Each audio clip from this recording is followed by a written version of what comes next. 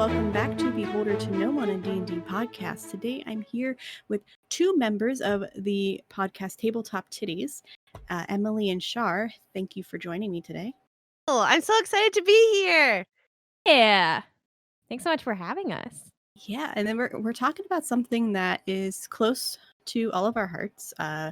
Women in D&D, a tabletop community, but also queer folk in the community. Definitely something that there needs to be way more of. Yes. And it's also kind of like a double-edged sword because there's also so much women and queer folk and people of marginalized gender already loving and doing the thing, but just not having the amplified voice that all the cishet white guys do. So I'm excited to be pulling back the curtain on what's already there. Yeah. Yes. It has changed a lot in the last couple of years. I've been playing since 2003. And when I first started, it was, at least in where I was playing, it was very male focused. And for as long as I know, I played with majority men. And it was just, that's how it was. And then I would be in groups with like one other female or like maybe one gay male. And like that was the extent of it. But it was never like, hey, the majority of us are straight and white and male. And I'm just like, oh. Yeah, totally. Well, can we have more females, please? Yeah. For me too, my first game, I mean, all of the sessions I've ever played have been all men or like me and one other woman that's also the partner of one of the players. And that's why Emily and I started Tabletop Tiddies. Yeah. Yeah, my experience like pre-Tabletop Tiddies was all like I played one campaign in high school in university, and one of our other cast members, Rachel, was also in that. But other than that, it was all dudes. And then Tabletop Tiddies is very much more comfortable. Sure. You can shit on them. It's fine. Well, I will say that like I was always hesitant to have this topic. At first, like when I first started this, someone suggested, hey, you should do a topic on sexism and how it's like in the tabletop community. And yes, there is sexism and there is obviously a difference. I've had so many positive experiences, though, that totally outweigh the negative. So I was always hesitant to bring it up because I do want to say like there are a ton of very amazing players that I have played with that happen to be male and straight, and I love them as friends and they're fantastic to play with. But like it brings something to the table when you can have people like you at the table as well. And that's one of the things I was super grateful for with like my best friend Ashley. She and I both were super obsessed with D&D, and then we brought our husbands into it, which was like not the norm from what we could tell. Yeah, like, totally. So now I'm still the most obsessed out of probably all of us, but my husband is slowly like getting more intertwined into the system, into the worlds, and I'm like, yes, you will play. That's awesome. Yeah, I love that. I super love that. And that's like, I really love what you were saying about how having people at the table like you is what can be so life-changing, because I am a firm believer in the idea of representation mattering, and seeing yourself on screen or hearing voices like you in a show that's doing an actual play is so affirming, and it just makes you love yourself and love the game even more. Yeah, and that's people's there. I want to shout out 3 groups really quick, or 4 groups. There are there are many groups that are doing really well, but the chosen ones, Transplanar, 3 Black Halflings, though not on this topic specifically, but in general, and the Last Tapestry are all doing fantastic with having, well, 3 Black Halflings is an all Black cast, but the other 3 are openly queer or all transgender groups, which completely throws that on the side when you see like 90, I don't know, obviously these are percentages, but assumption is like 90% of the shows out there and the games are not that. Oh, totally. That's even generous. I would say more. Yeah. Yeah, probably. It's also kind of skewed because a lot of the ones I follow seem to be focused on that, but there's times where I don't even think about it, and when I'm trying to look, and that's can be problematic, where you're just like picking up a game and you're just like, oh, this one, I'll follow these people, and then you don't listen to it, and then you go and listen to it, you're like, oh, you're all guys. Yeah. Where's the other people? At least now we also have, like, pillars in D&D or, like, tabletop gaming communities like Matt Mercer or Brennan Lee Mulligan or B. Dave Walters, who are all men, but they also are so great at amplifying voices and having diverse casts, and they're so Mhm. mainstream with their shows that it's critical, that they, really help show how diverse the tabletop gaming community is, because that is true. Yeah, and a couple other games that are diverse, specifically in race, are Rivals of Waterdeep, Into the Motherlands. Both are amazing.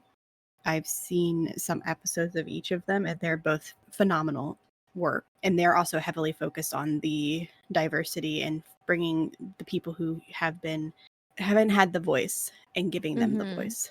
And I love that. So I'm and a lot of those shows that I've seen are done so freaking well. And I'm just like, please put them on a pedestal because they are fantastic. Like, give them the love Yeah. that they need. I really wanna watch Into the Motherlands. I haven't started it yet, but it's also interesting to see, like, before they even started, just when they announced, they already were meeting so much resistance on Twitter, but Hmm. seeing the queer community, seeing the marginalized genders and, everyone amplify them all together and fight back against that was so heartwarming. Very happy to see how well they did and how well they're still doing. Even Totally. if I haven't been Mhm. able to catch them live, I've listened to their episodes and they're really good. I believe it. Mhm. Yeah, definitely on my to watch and to listen to list. Yeah. So you said that you started Tabletop Titties because you wanted to see that diversity. Emily should field this question because technically you asked me to do it, but this is your Ah. brain baby. Yeah. So I got into I'm rather new to the scene for tabletop role playing games and podcasting. Mhm. Because my dad and my brother wrote a RPG system, and then they wanted to do a podcast with that. So then I got into the Adventure Zone because they told me that I should listen to that, and I was like, okay, I guess I'll do that. And then of course listen to the entire thing in And like fall in love. and fell in love. I love that show with every fiber of my being.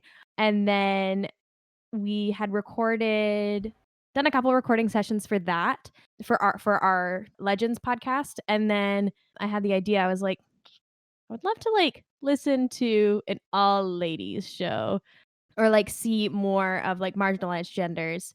So I asked around, and Amanda, who's on Tabletop Titties, is also on Legends, and Rachel, I had played D&D with in university, and Shar and I were also at university at the same time, so I asked Shar and asked Sarah, and that's how it happened. Like, just kinda snowballed, I think. Yeah, that makes sense. That's really cool that your family does tabletop role playing with you or got you into it. I am the lone person in my family who is into that type of thing. So it was interesting because thankfully, like I had my best friend with me because we started both picked it up at the same time together. So we learned together. But I am the nerd of the family, the black sheep, if you will. Say Yeah. that's really true for me too. But my brother has just recently started in the last few years really getting into Dungeons and Dragons now, and that's been really great to see. But like video games and stuff have been my whole life from exiting the womb. My brother's super into video games. And my dad was a Star Trek fan, which got me into the love of Star Trek specifically. But tabletop stuff came up because I think we went to. So I grew up in South Florida, and there's a gaming store called Tate's Comics, and they're one of the biggest comic book stores in Florida, I think. But they started in like the early 2000s. They built a small little gaming satellite that was no bigger than my office right now.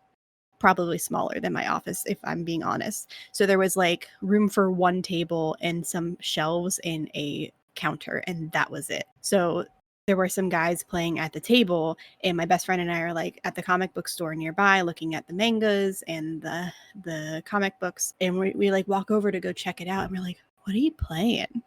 And they're like, Dungeons and Dragons. And I was like, can we learn? they're like, yeah, sure, here, we'll pull up a chair for you. And they taught us how to play, and I'm just like, that's how it started. And I'm just like, holy crap. That's so nice. If you would have told 16-year-old me, like, hey, this is leading to the rest of your life in an obsession that's probably unhealthy, I would have been like, no. Yeah, I am such a dice goblin now. My pocketbook is definitely thinner due to my tabletop obsession. But my first intro to D&D was like a game with friends, coworkers that had like pre-generated character sheets. We played one session and I loved it. And then everything fell apart, as it always does. Well, not always, but very frequently happens with scheduling and whatnot. And then I left D&D for a while, and then I met my partner, Kelly, who's the sound engineer on Table Top Tiddies and does a lot of my creative projects with me, and they, reinvigorated my love of Dungeons& and Dragons and TTRPGs, and also Stranger Things helped a lot because that show is so Yeah. nostalgic and amazing. The Demogorgon! And, fire him! I love Stranger Things. I'm a loser. Um, but yeah, that recently, like the last 4 years or so, it seems like my whole life is just TTRPGs now. Sounds about right. Yeah, Yeah. I actually haven't watched much of Stranger Things. Like, I know of it, obviously, and I know some things that happened because I think my husband watched it. I haven't been a huge uh, show person recently, but I was Mm. really happy to hear that it was focused on D&D and that, like, that kind of got my husband a little bit more interested into it too, I think. Yeah. They don't really call creatures that are not what they are by Dungeons& and Dragons monster names, but it still is, like, something that brings joy and definitely sparked my interest again. That's always fun. Mhm. So, what system do you guys mostly play? Yeah, we played Dungeons and Dragons for Tabletop Tiddies, but we have done a couple. We've done one. We've also done Honey Heist just as like a one shot. Oh, that's such a fun game. Yeah, and Yeah. I think we're gonna branch out a little bit more, like in some tasteful side quests, as we're calling them, for one shots. And then I play Legends, the superhero role playing game as well. Talk about Snow and Coco, Emily. Give everyone a little sneak peek. Yeah, I am GMing our next tasteful side quest, which is Snow and Coco, which is a kind of like it's lasers and feelings. Okay. Yeah, I've heard of that Uh, one. yeah, yeah. I'm hoping that one's gonna be fun. We I'm all get to nervous. be little kids running around. My character's Yeah. name is gonna be Theo. She's gonna be new at school, and she's got something to prove as a little rich kid. That's awesome. That's one of the reasons why I branched out Beholder to No One to multiple shows is because I wanted to try different tabletop games that Mhm. weren't just D&D. Yeah. And everybody wants to play D&D, and 5th edition is like the go-to, and that's the one I play the most. But I'm like, but there are so many games. Like, I have like 24 games that I own currently, most of which I haven't played yet. So I'm just like, what if I force myself to play them by making it a mandatory every 2-week thing? Great. Yeah, And we do 5th edition on Tabletop Tiddies, but then I'm also part of Vancouver by Night, which is a weekly Vampire the Masquerade stream, which is nice. all with D10s. It's a pretty different system. In a lot of ways, a lot easier to learn than D&D because you're not worrying about different types of dice that you're rolling depending on what skills you're using. They're all the same. And it's all just dice contests, which is really cool. I'm actually going to play Vampire the Masquerade for the first and or second time soon on the show. We're going to be doing a possibly 4th show. I don't know. Ooh. But it will be Vampire the Masquerade as the first one that we want to play. So I'm Yes. very excited. It's so good. It's so fun. It's definitely more angled towards, like, politics, which for me and most of my TTRPG gaming, I don't lean that way. I'm more of, like, the funny person that just does random shit. But, the Camarilla and Anarch whole divide that plagues Vampire the Masquerade is really, really cool. I love playing in political games. It doesn't mean I'm good at it. I get myself in trouble quite a lot when it comes to that. But it's always very intriguing to me to play in them. And the reason why I said first, maybe second time is because I think I played Vampire before, but it Okay. was like 2008, 7-ish, and I don't remember if that was the exact system. But if it wasn't, like, I know it was a vampire game. I just don't know which version it is. Yeah. Because I played a Toreador, Yeah, and that sounds right. That's uh, in Masquerade, yeah. but they used like I never rolled anything. Like, I think if we played, I think we did like rock paper scissors type thing. So that's why I was like, it's a little Oh. different. So I only played with them once because it was like a little awkward because my ex was in the group. Oh, boy.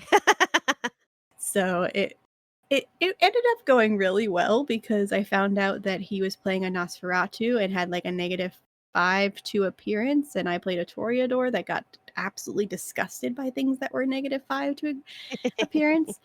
So I got to, quote, act disgusted when he was near me. It worked out Nice really when well. it just works out that way, yeah. Yeah. But I didn't end up going back, but it was a lot of fun when I did play, and so I'm very excited to explore that system again. Yeah. Vancouver by Night's really cool because we're also all or not our storyteller is the straight white guy, but, the rest of us are all marginalized genders, and most of us are queer as well.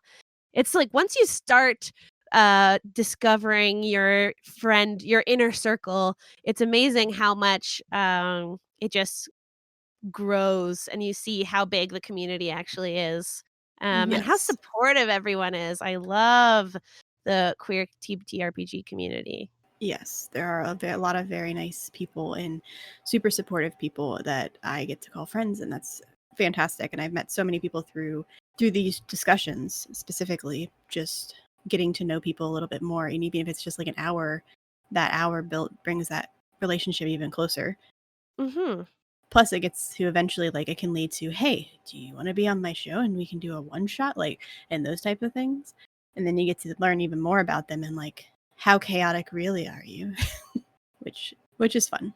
Emily is very chaotic player. I don't know about that. I think every episode you say, "I stab it." Well, like, but here's the thing though, is that you gotta get the ball rolling somehow. Like, I just have one question. Did they deserve it?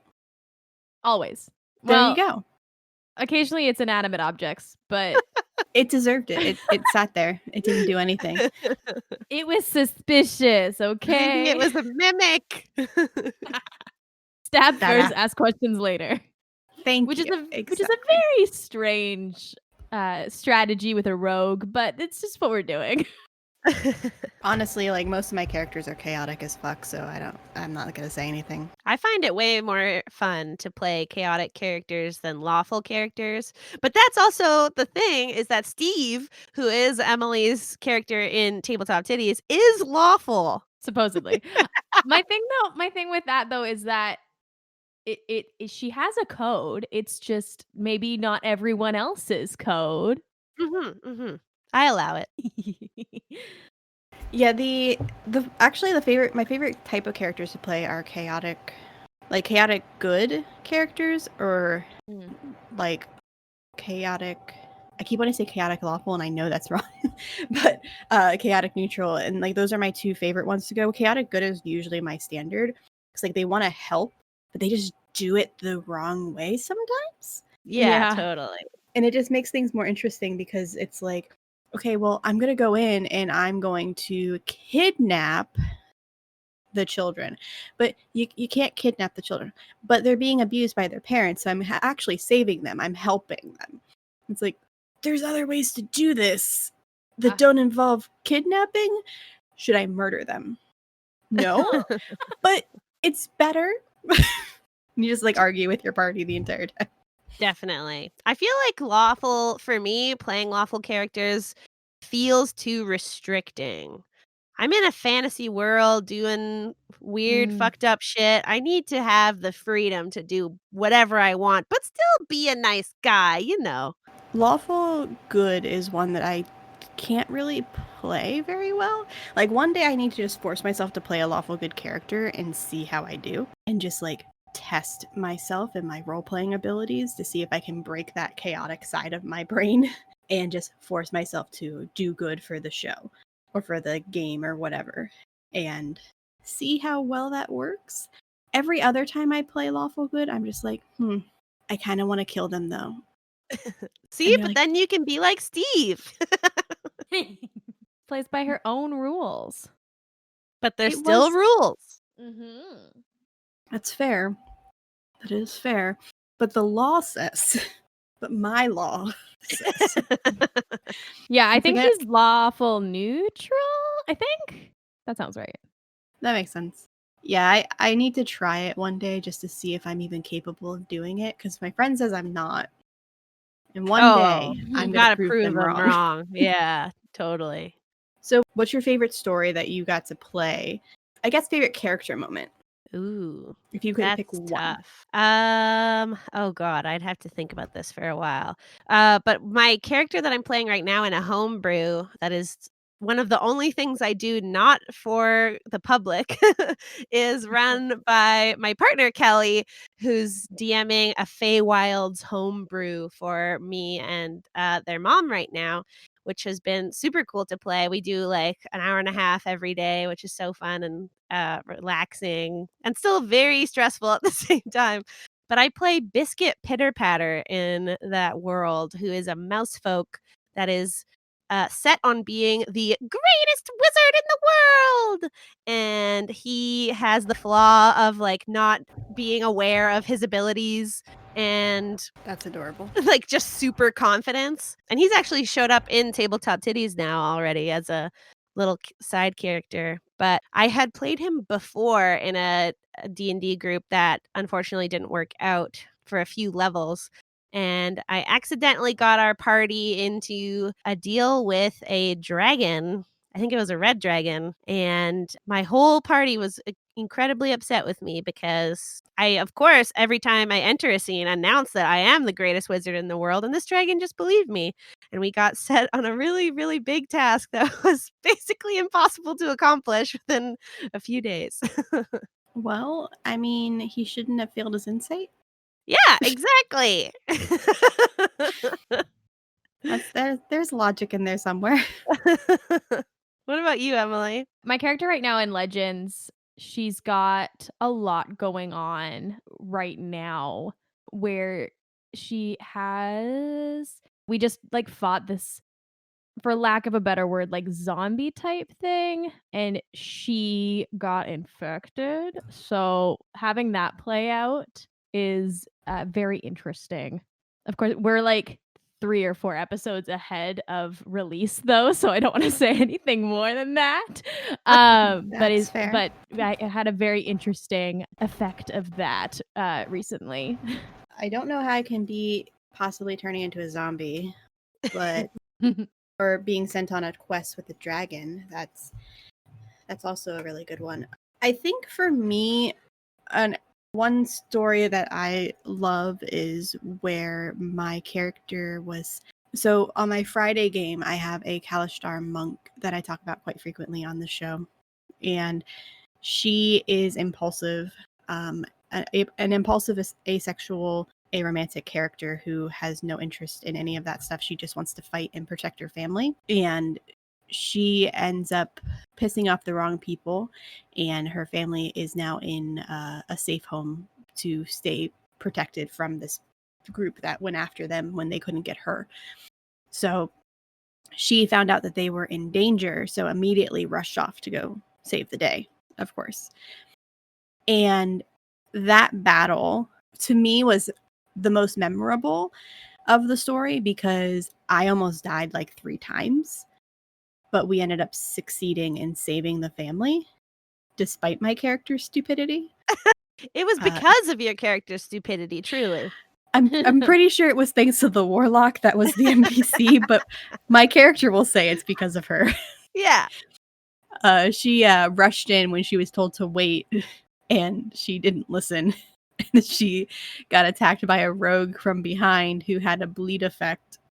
So there was like 3 or 4 rounds where she would lose 20 health at the beginning of her turn. Ooh. And she would get healed. She'd pop up just below 20 health and then fall back unconscious. And it was real bad. But thankfully, like, eventually the warlock grabbed her, teleported out. Misty stepped out and was able to stabilize her, so she stopped bleeding and she was able to get back into the fight again. But then, of course, at the end of it, she's just like, "No, she didn't almost die. What are you talking about? We did fantastic. We killed all the bad guys. What are you talking about? Under control. Everything's fine." But that was a really fun story, and the one player that was there, because we usually have 4 players, but 2 were out that day, so it was like a side mission. The one player, I said that because we were with my family, he got to learn what my character's real name is. She goes by Tari, but that's not her full name. And I jokingly said, I'm like, you would have heard my mom scream my name because I said fuck, and I was like, yeah, we fucking murdered those guys. And she's like, she said my full name, and then, which I won't say because I have some of the players that listen, so I'm keeping it secret. But she would say my full name. It's like, how dare you curse in this household? And Tari's just like, the fuck is the one that's the line you draw, not the murder part. Yeah. But he's sworn to secrecy so that nobody in the party knows what her name is. Oh man, I love those character secrets, like shared between characters. It's so good. Yeah, there is one of the other characters. It wasn't really a secret, but it was a secret between like the party itself. She was a tabaxi or a shifter. She was a shifter, and she was the cat type shifter, and she decided to have this obsession with catnip. So we used it to like encourage her to do things, which sounds so wrong now. Oh But man, it's like Scooby-Doo and the Scooby Snacks. Yeah, except she gets really high and hyper for 12 hours and then crashes and is useless. My character brought her some catnip to just thought it would be funny because every time we like went anywhere, she's like, "Do you sell any of that catnip?" And we're like, "That's not illegal, you know that, right?" It's just really funny. Yeah, our cat Buddy, we have like a small ball that is filled with catnip or made of catnip, I'm not sure, and it has a little red feather attached to it. We only take it out on rare occasions, but man, he basically just ends up not even playing with it. He just lies on the floor and like shoves his chin up against it, and then for like 10 minutes, and then he'll like wander away, and next to the ball will just be like a pool of his like drool. Sounds about right. Cats and catnip, man. One of my cats, we've got 2 cats named Merry and Pippin after the hobbits from Lord of the Rings, of course. Of course. Merry doesn't really do the catnip thing, but we have a catnip spray that Pippin will like rub himself all over whatever we spray it on. We have a cat named Pixel who's our old man. I've had him since my husband and I started dating. Oh. And he is this big old chunky cat who will get a bug up his butt if you have catnip. And my favorite was when we had a plastic bag, like one of those big shopping bags, and we put catnip at the inside of it, and he'd die, and then we just scratch our finger at the other end of the bag, and he would dive into the bag. But the problem was he would get you. So he would like grab onto your hand through the bag with his claws, and he was just like so big. It was hilarious. And we're like, okay, that's your exercise for the year. But Amazing. He would be just as bad. He'd just like rub up over the plastic bag and chase everything, and then scare himself and run back away and then do it again. Cats are ridiculous. Adorable. Yeah. Very chaotic. Chaotic good. Chaotic evil. Chaotic evil, yeah. Buddy's a rare breed. He's so nice.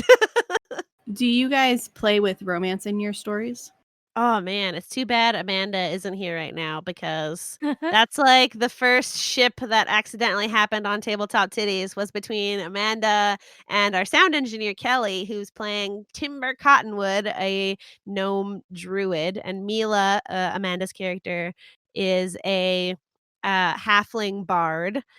and she's very young and inexperienced, not very young, like creepy young, but new to the world of adventuring. And I don't know what it was that started it. Do you remember, Emily? No, I don't. It Well, snowballed so very fast, though. yeah. So they started like talking and like glances were shared. And now one of Steve's favorite lines to say is Hold her hand. Just hold hands. But Timber is missing now, which is it's already star-crossed lovers over here. We're only on episode 8. Oh geez. Yeah, I love adding that little bit of romance to it, though I tend to stick with either NPCs or player characters that are played by my best friend or my husband only. It's kind of like a generic rule that we have. Yeah. But if either of them are DMing, my character will flirt with every single person that's there.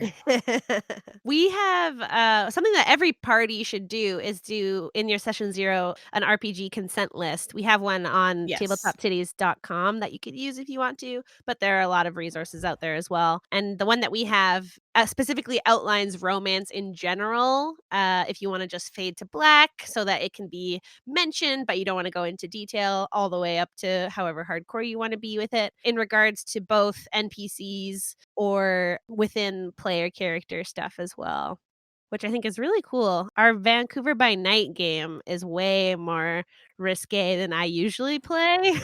Mm-hmm. But we like to keep things light and fluffy in Tabletop Tiddies. Mm-hmm.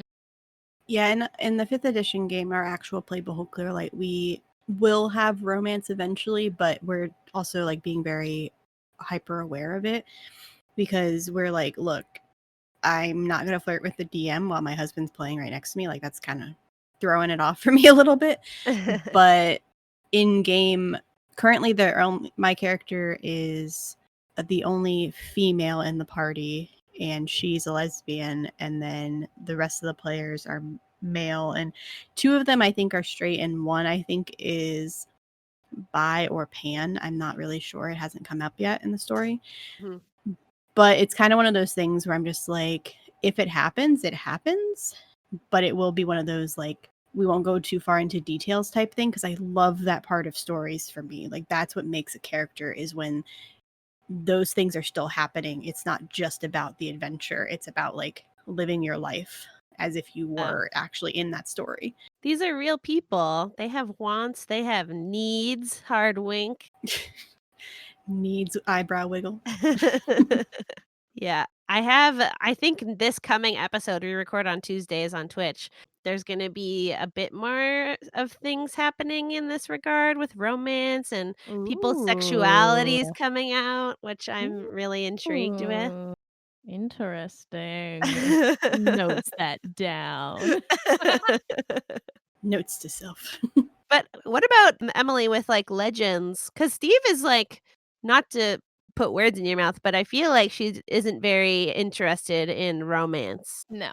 Steve, like, she's very extraordinarily, like, not it's not that it's like something she dislikes. Like, I think she would flirt with anyone for the joke of it, but I don't think she's interested in anything actually. Hmm. But yeah, for Legends, it hasn't really come up in Legends at all. But within the team itself, I don't see anything happening there. And then my character mentioned that she had an ex-girlfriend at some point. So my character is bi. I don't know about the other characters. We tease Amanda's character relentlessly about this one villain that she thought was cute. It's just on and on and on. But it hasn't been something that's like been brought up. I think that also because 3 of us are related, we do it makes it a things a little bit little weirder. off. So Yeah. That's true. Your DM is your brother. yeah, which is like exactly what the Adventure Zone is. But I think that the Adventure Zone always does it in such a tasteful, not unnecessary way that I really like. Mm-hmm. Yeah. I feel like romance and everything like that I'm just for everything actually. I'm of the belief that like everything needs to serve a purpose in the greater story, if that makes sense. Yeah, I can see that. I Like, think, like, fleshing out the characters is, like, critical in regards to not like romance is a way of fleshing out your or critical to fleshing out your character, but it can be, like, a helpful tool in that regard, and oh, that in and absolutely. of itself is gonna, like, be the key of how to elevate your story, which is so interesting. Yeah, for sure.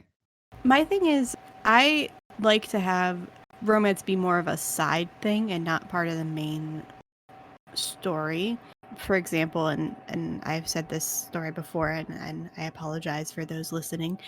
I played a character named Roya, who was a Vidalcan druid, and she was very much a hippie that was all about like doing things that make you happy and drinking or doing drugs if they make you happy or doing whatever is healthy and natural and whatever.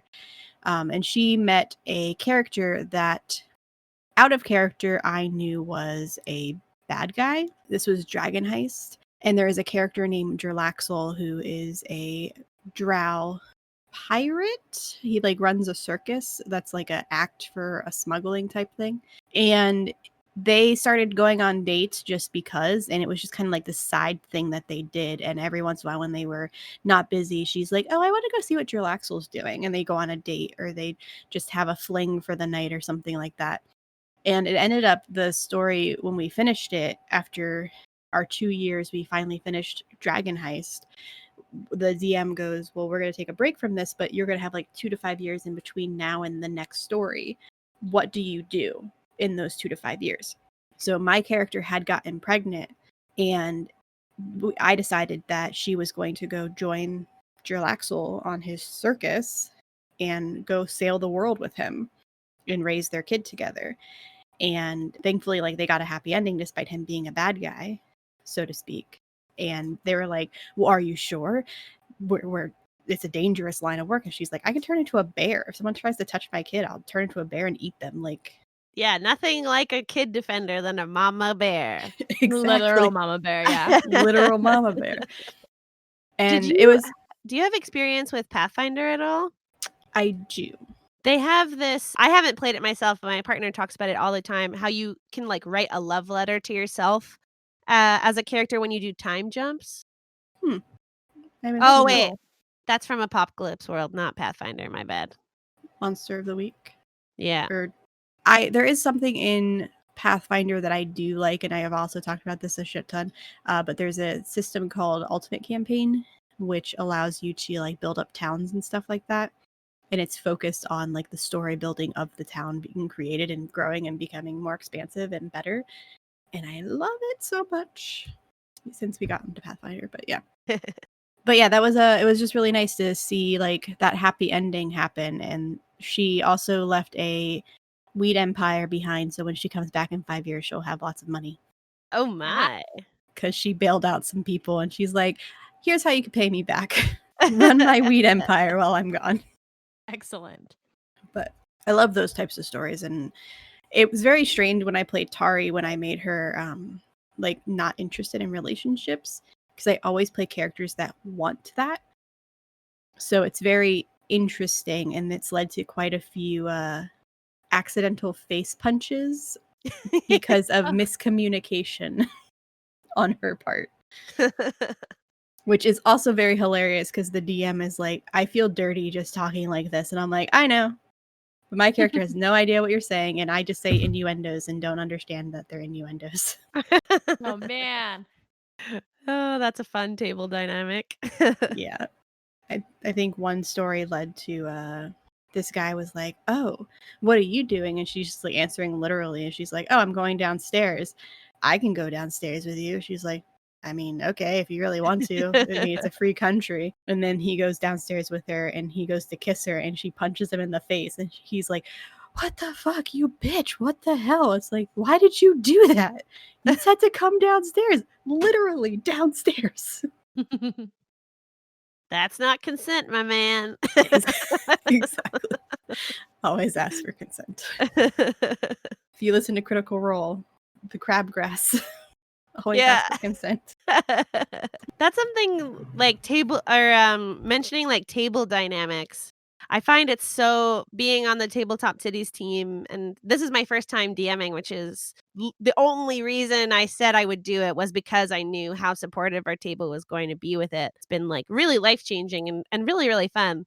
But the difference in having a group of marginalized genders and queer people playing together compared to the typical like all male table and being like the only non-male in the group is mind-blowing. I can't get over how the dynamic at the Tabletop Titties table is so welcoming, so joyful, and it really takes the stress away because there's something about, like, being women in or being marginalized genders in the tabletop community that sometimes can be like a, "Well, are you a real fan? Like, list all your spells now and, like, how they work." Or whatever, like that I hate that so typical. much. Yeah, totally. And, like, at Tabletop Titties, a lot of our players aren't that experienced, so we're all kind of learning together, which is really, really fun.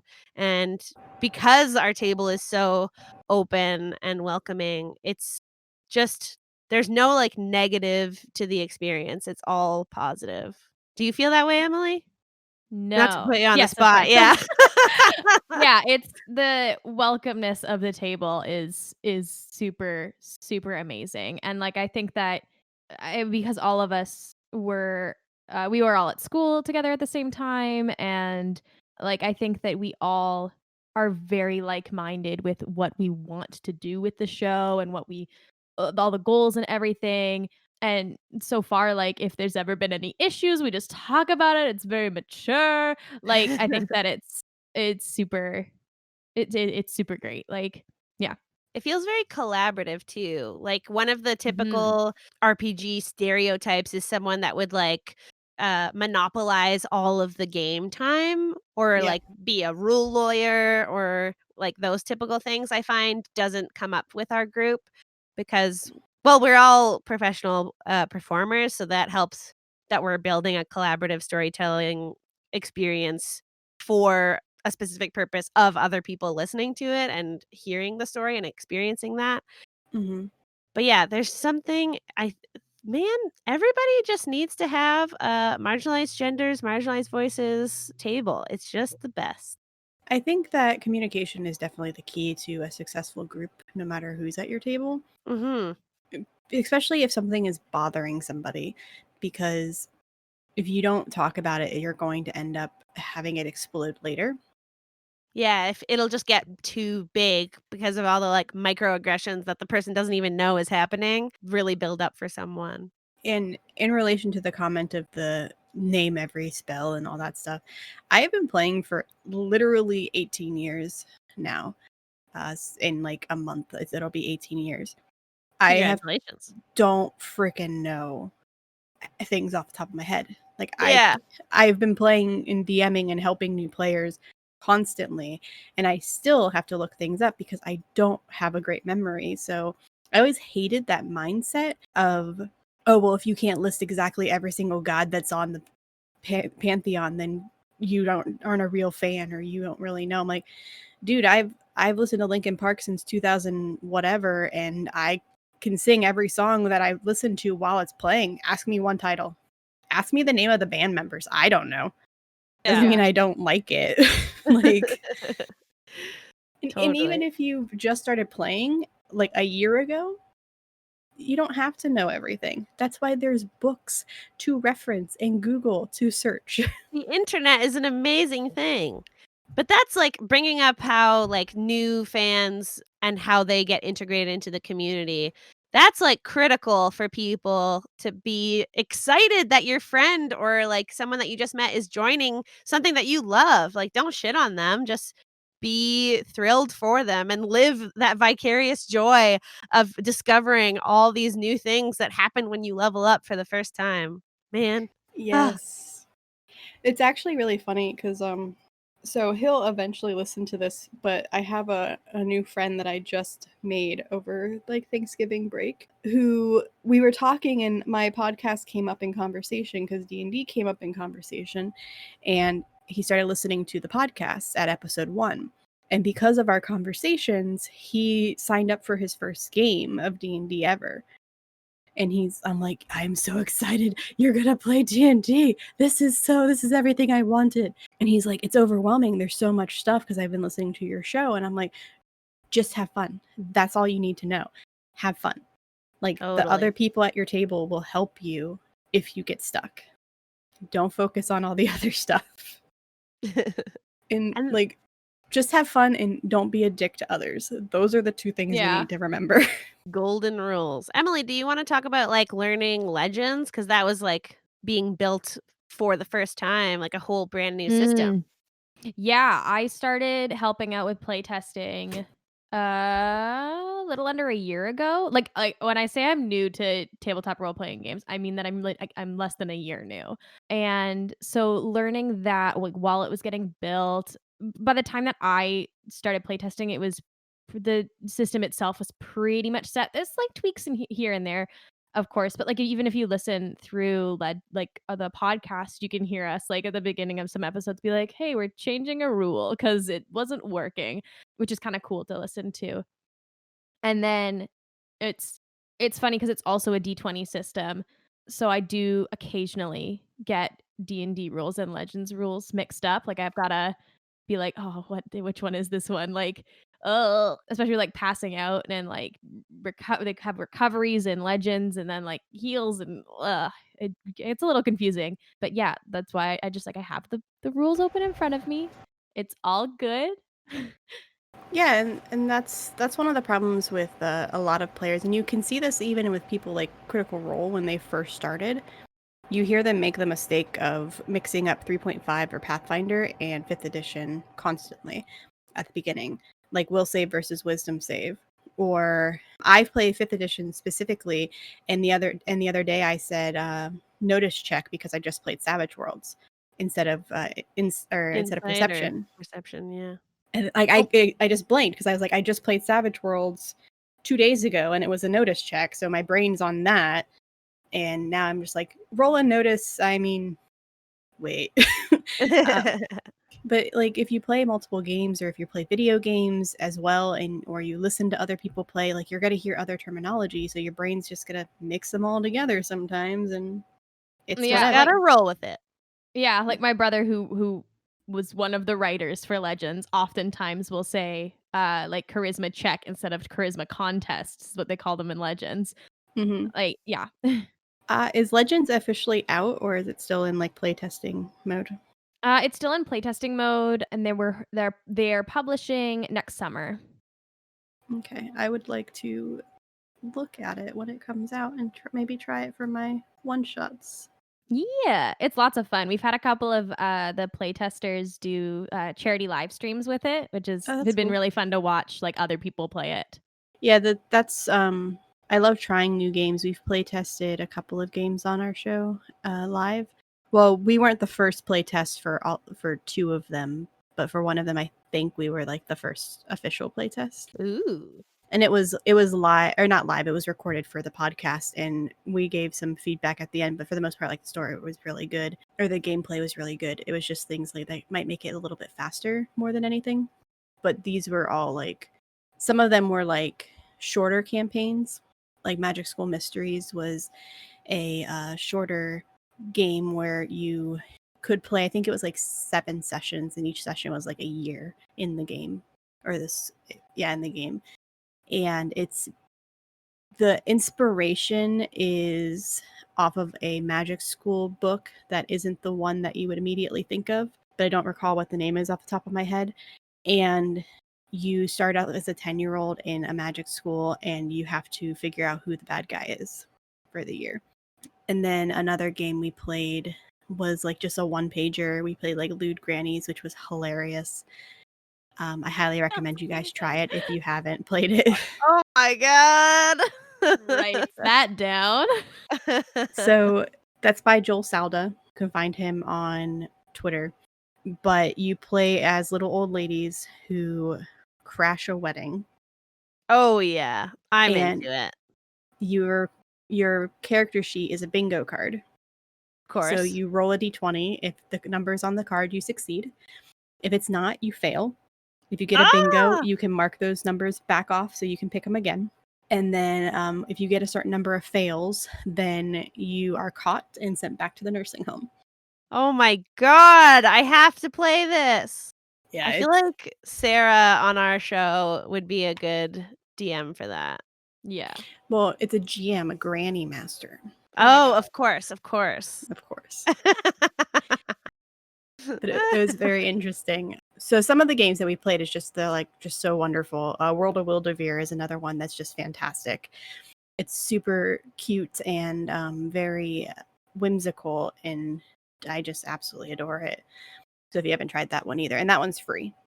Lewd Grannies is pay what you want on itch.io. I think they recommend $2 to $5 though. And then Nice.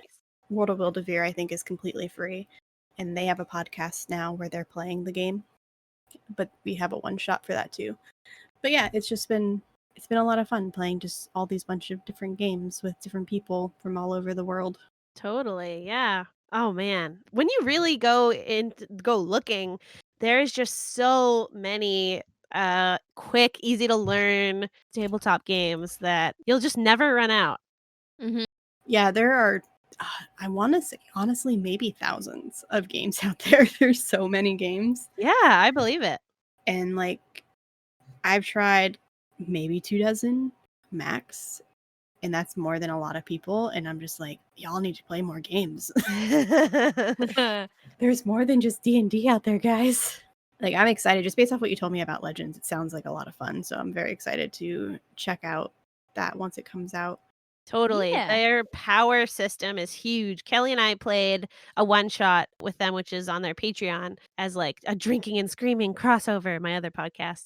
But I love the power system because it's set up in tiers of like how well used the power could be, or like how powerful, for lack of a better term, the ability is, which I think is really, really interesting.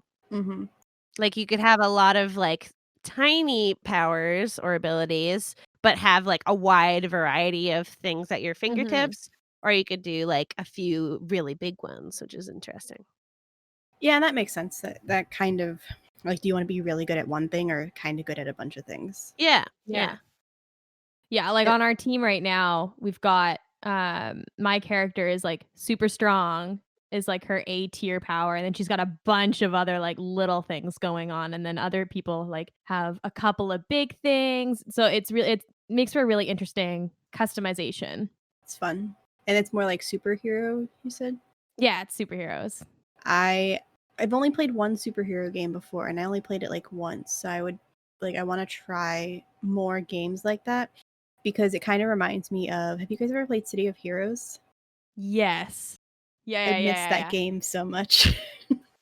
I You want can to find it on like the depths of the internet. I thought they closed. They shut Officially, down yes. everything.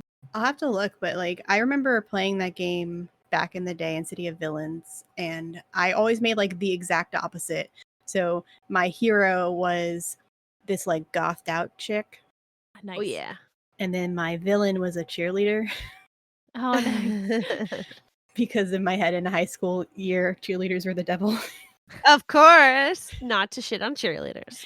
No, I'm sure they're lovely people now. Hopefully. In high school they were bullies.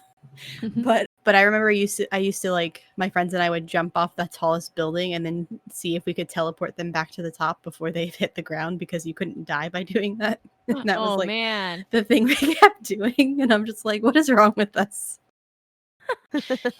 Oh, I miss that game now. Oh. I'm gonna go nostalgia that with my friend later and be like, remember City of Heroes? And we're gonna go on for 2 hours. Yeah, it was good. But superheroes are always fun to play because you get to be. I like the heroes that are not naturally a hero, like Deadpool style hero. You don't really imagine that they're the hero, but they are.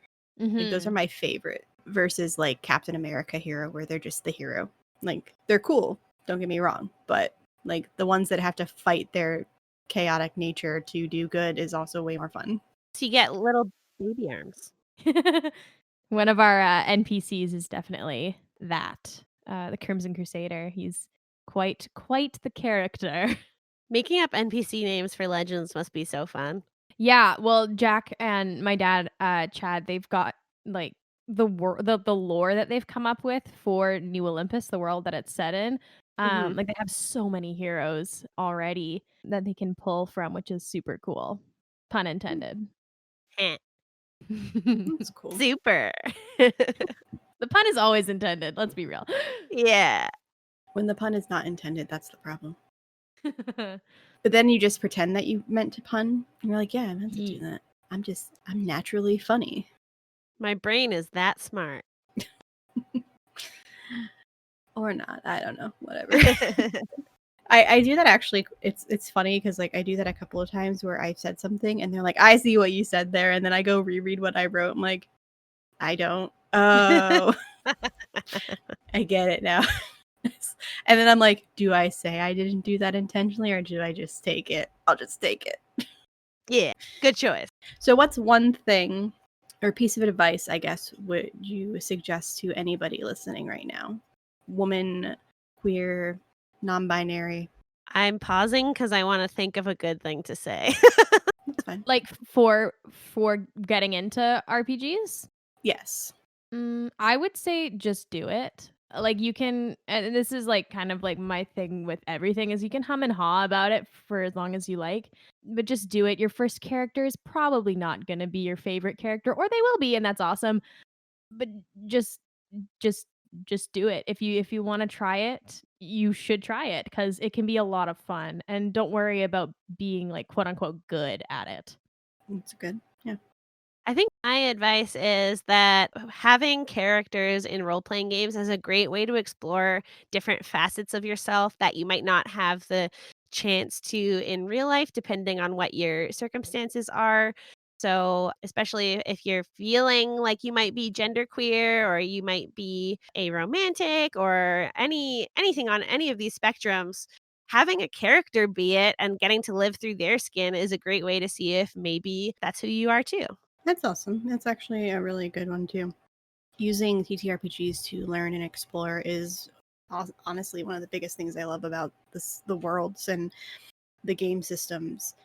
Whether it's through natural curiosity of sexuality or gender, or whether it's through learning and growing as a person through skill sets and teaching yourself how to do things that you normally wouldn't do, or to explore situations that you can't explore naturally in your real life without consequences. I think it's open to a lot of those things, and that makes it a wonderful system. Yeah. And like going off of what Emily said too, giving yourself the permission to fail. Like for me, Tabletop Days is my first time DMing and I am a perfectionist. So I every game I have anxiety.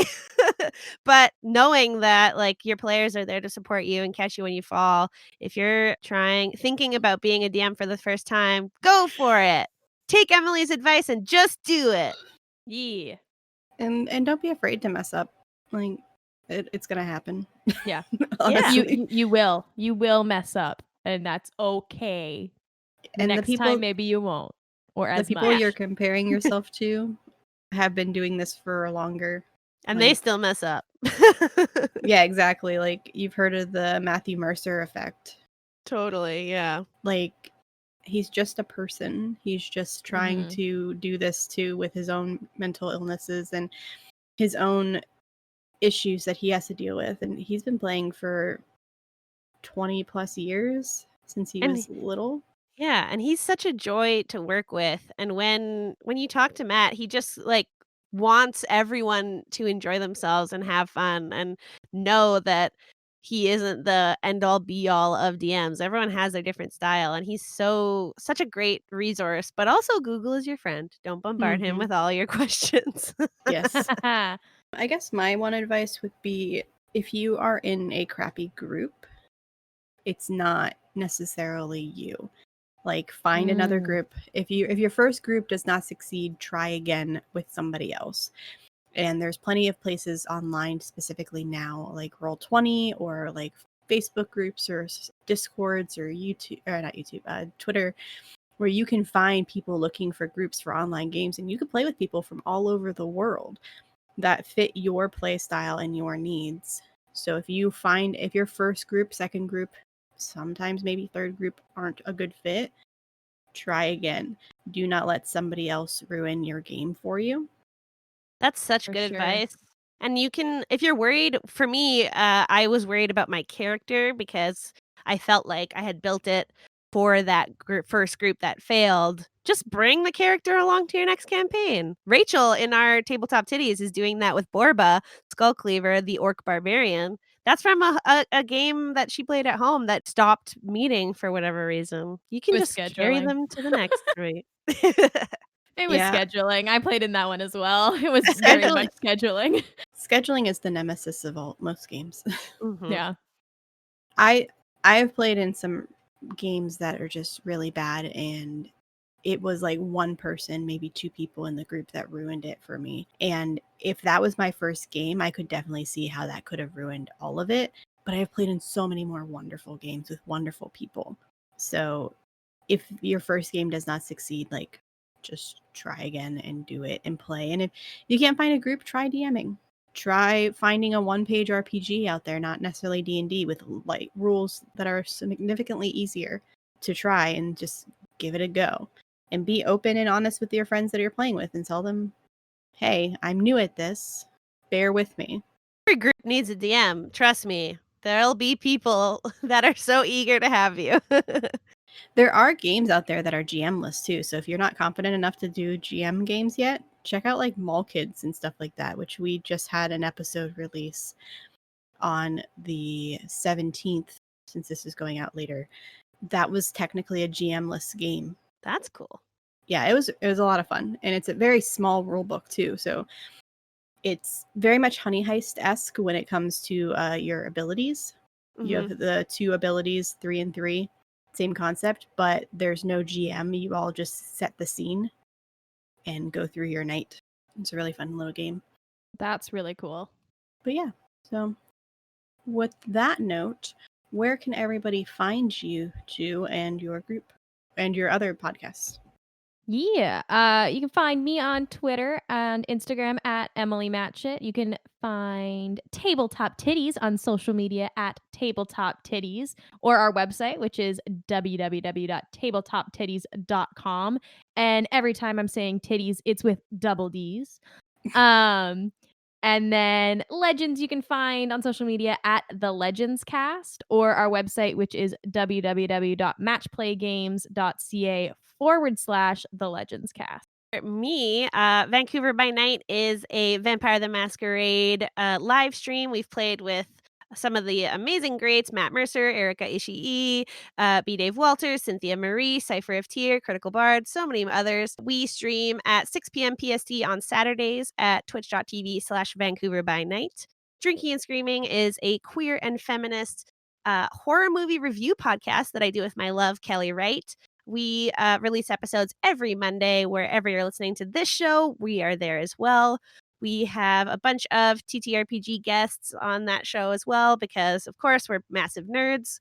Otherwise, of course, you can find me on on Tabletop Tiddies. And then my other project I do is Super Hopped Up, which is a YouTube Let's Play channel where almost every day we have different Let's Play videos of us playing video games on it. And then if you want to find me specifically, my social media is very tiny, but sure, you're welcome to at Charlene Bear on Instagram and Twitter. Awesome. Well, thank you guys so much for joining. It has been a lot of fun.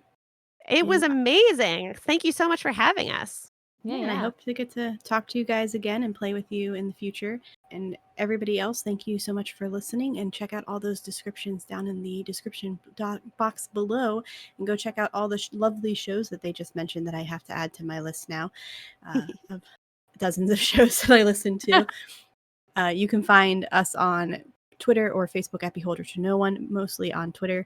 And you can find us wherever podcasts can be found. You can also check me out on Awfully Queer Heroes soon, where I will be playing in a future actual play. And if you have any questions or want to be on the show in the future, please give us a shout out via personal messages on Twitter, or you can just email us at beholdertoknoone.com. And I hope to hear from you guys soon. So thanks again for joining, and everybody have a great one. Bye.